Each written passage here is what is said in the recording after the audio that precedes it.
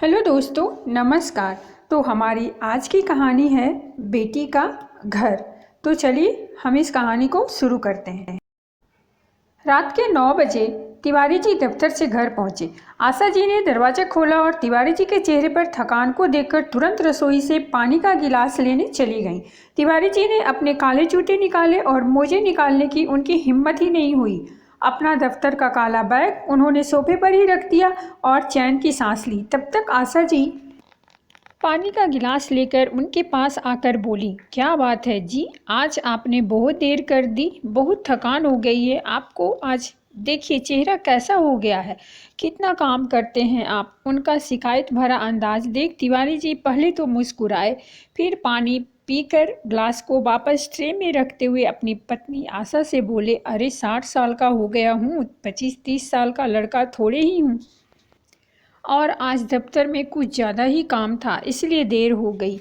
आशा जी ने कहा, आपको हर बात पर मजाक सूझता है। आप कपड़े बदल लीजिए, मैं खाना लगाती हूँ।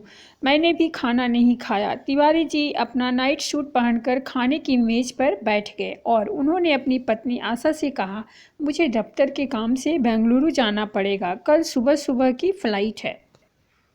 2 दिन का काम है, फिर वापस लौट आऊँगा। आशा जी खाना खाते खाते ही बोली, बेंगलुरु जा रहे हो? पहले बता देते तो राधिका के लिए कुछ सामान भेज देती। ऐसे खाली हाथ कैसे जाओगे वहाँ?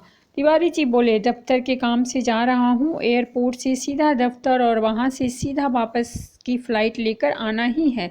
राधिका से मिलने का मौका नहीं मिल पाएगा। यह क्या कर रहे हो आप? बेंगलुरु जाओगे और राधिका से नहीं मिलोगे? राधिका की तो ठीक, लेकिन बाकी उसके सास ससुर क्या कहेंगे कि बहू के पिताजी आए शहर में और बेटी से मिले बिना ही चले गए। तिवारी जी ने खाना पूरा किया और वे बोले, आशा अब नहीं होता है, बहुत थक जाता हूँ। बेंगलुरु बड़ी सिटी है, एक जगह से दूसरी जगह जाना बड़ा मुश्किल है। राधिका और दामाद बाबू समझदार हैं, वह समझ जाएंगे। ऐसा कहकर तिवारी जी सोने चले गए, लेकिन आशा जी को नींद कहाँ। सोचती रही, कहीं राधिका के सास ससुर ने इस बात का ताना दिया तो राधिका बेचारी क्या करेगी। उन्होंने तुरंत तिवारी जी से कहा, आप ऐसा करिए, अभी उनको फ़ोन करके बता दीजिए कि आप बेंगलोर आ रहे हैं और आप उनसे मिल नहीं पाएंगे, फिर बाद में कहीं राधिका को सुनाए न वो लोग।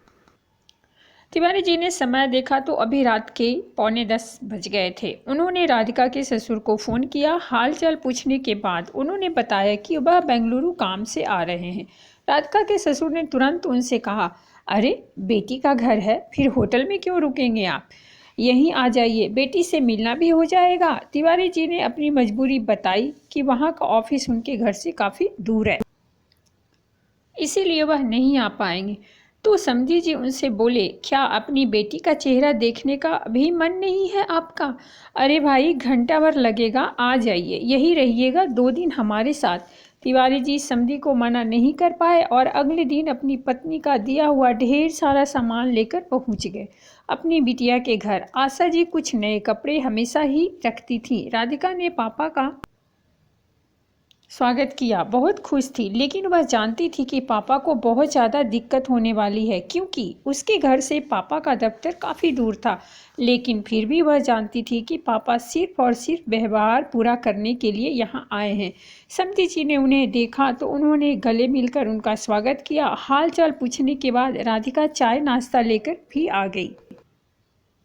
तिवारी जी ने कहा, जी मुझे बहुत देर हो रही है, मुझे दफ्तर के लिए निकलना होगा। यह जो मीटिंग है उसमें मेरा पहुंचना बहुत ज़रूरी है। उन्होंने वह बैग जो आशा जी ने दिया था वह राधिका की सास को दे दिया। राधिका की सास ने कहा, अरे इन सब चीज़ों की क्या ज़रूरत थी? खैर, अपनी बिटिया का मुंह देख लिया आपने, अच्छा किया जो आप यहाँ आ गए। तिवारी जी वहाँ से निकले और काफ़ी मशक्क़त के बाद अपने दफ्तर पहुंचे। रात के करीब 11 बजे तक वापस वह राधिका के घर आ पाए। दफ्तर में शाम को ही उन्होंने कुछ नाश्ता कर लिया था, इसलिए उन्हें भूख नहीं थी और साथ ही दिन भर की थकान। लेकिन राधिका की सास ने उनसे कहा, वैसे तो हम सभी 9 बजे तक खाना खा लेते हैं, देर से खाना खाने से हमारी तबीयत खराब हो जाती है। अब आप यहाँ हमारे घर मेहमान बनकर आए हैं तो फिर आपके बिना कैसे खा लेते। चलिए खाना खा लीजिए। राधिका के पिता फिर से कुछ ना कह सके। थकान इतनी थी कि उनसे निवाला नीचे नहीं उतर रहा था। फिर भी किसी को बुरा ना लगे इसलिए उन्होंने थोड़ा खाना खा लिया। अगले दिन वे सामान लेकर ही घर से निकल रहे थे। उन्होंने कहा कि अब मैं रात को नहीं आ पाऊँगा क्योंकि मुझे बहुत सुबह फ्लाइट लेनी है और यहाँ से एयरपोर्ट काफ़ी दूर है।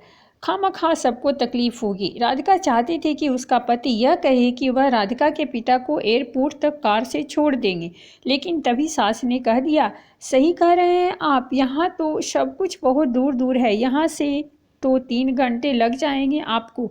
बेहतर है आप दफ्तर से सीधे निकल जाइए। अब बेटी से तो आप मिल ही लिए हैं। तभी तिवारी जी के फ़ोन पर आशा जी का फ़ोन आया। उन्होंने कहा, सुनिए, आप यदि राधिका के घर पर ही हैं तो राधिका के घर पर से निकलते समय सबके हाथ में कुछ न कुछ ज़रूर दीजिएगा, वरना कहेंगे कि बेटी के पिताजी आए और कुछ नहीं दिया। तिवारी जी यह बात भूल ही गए थे कि वह एक बेटी के पिता हैं और बेटी के ससुराल आए हैं। भले ही कितना ही तोहफा क्यों न लाए हों, लेकिन जाते समय बिना कुछ दिए नहीं जाना चाहिए।